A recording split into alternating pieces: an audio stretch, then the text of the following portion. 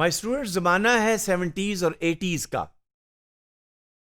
Japan is emerging as one of the economic power. Of course, Japanese products were first going to the European and the North American market. एक और बात जो जापानियों ने की, same Toyota Corolla which was going to North America will not be the same coming to the Middle East. It will be different going to Europe. Same Toyota Corolla going to South America will have a different price tag.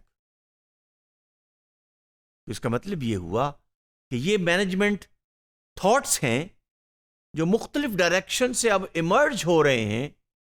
Focus वही है, how to bring in economic profitability, how to increase efficiency. But somebody says through scientific management, now people are saying management gurus are coming up.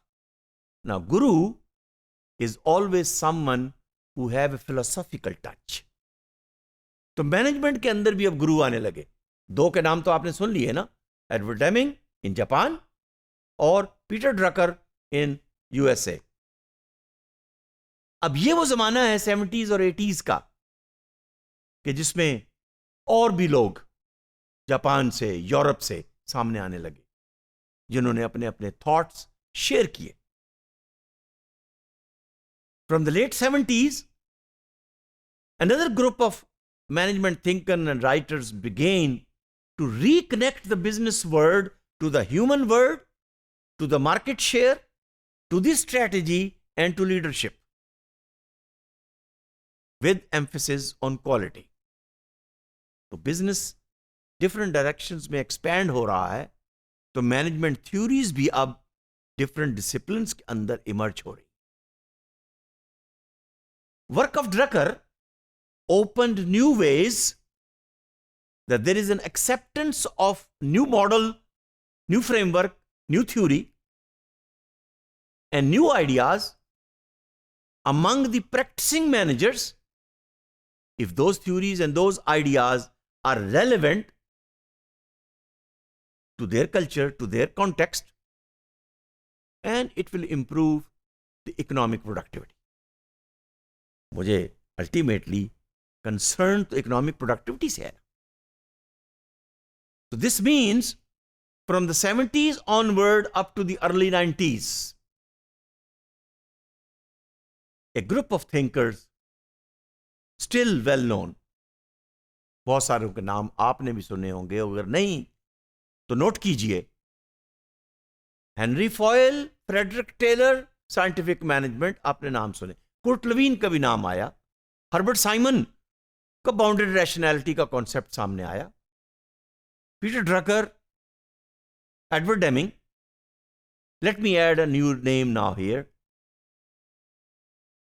Joseph Juran, again American, again a quality management guru, talking to the Japanese as well as to Americans. एक और साहब तशरीफ लाए. ये जमाना है mid 80s का और अर्ली 90s का, और फिर यही वो जमाना है कि जब मैन्युफैक्चरिंग ऑर्गेनाइजेशंस के अंदर ISO 9000 का स्टैंडर्ड सामने आया. ISO 9000 is an international standard of quality developed by engineers, that how the planning should be done, how the process should be carried out, and top management should be responsible for producing the product. They should take the responsibility. Phil Crosby, an American, very well known, he says quality is free. भाई इस पे पैसे नहीं लगते हैं. ये वो concept है कि जिसको अगर आप अप्लाई कर लें तो आप तो ये समझते हैं ना कि शायद क्वालिटी प्रिंसिपल्स को, क्वालिटी सिस्टम्स को इंट्रोड्यूस किया, ISO 9000 को इंट्रोड्यूस करने से हमारा टाइम ज्यादा लगेगा.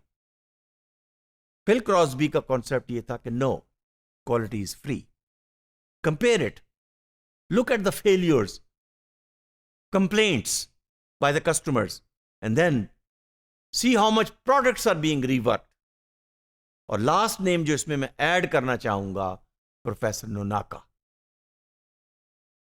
I am still fan of professor Nonaka. He still alive. बाकी सब तो तकरीबन, हाँ, बाकी सब तो अल्लाह को प्यारे हो गए. पीटर ड्रकर, एडवर्ड डेमिंग, जो Juran, Phil Crosby, they're all gone. Nonaka still available, and he presented his very interesting theory, knowledge creation theory, कि मैन्युफैक्चरिंग ऑर्गेनाइजेशन जो है वो नॉलेज क्रिएटिंग एंटिटी भी है. सिर्फ यूनिवर्सिटियां जो हैं वो नॉलेज क्रिएटिंग, रिसर्च वहां नहीं होती है, रिसर्च मैन्युफैक्चरिंग ऑर्गेनाइजेशन में भी होती है. ये आइडिया है Nonaka. These are all management gurus. इनके आइडियाज आज भी अपनी थ्योरीज के साथ मैनेजमेंट की किताबों में, मैनेजमेंट के जर्नल्स में लोग उन पर रिसर्च कर रहे हैं, पीएचडीज कर रहे हैं, और आगे चलकर हम उनकी मजीद डिटेल देखेंगे. Thank you.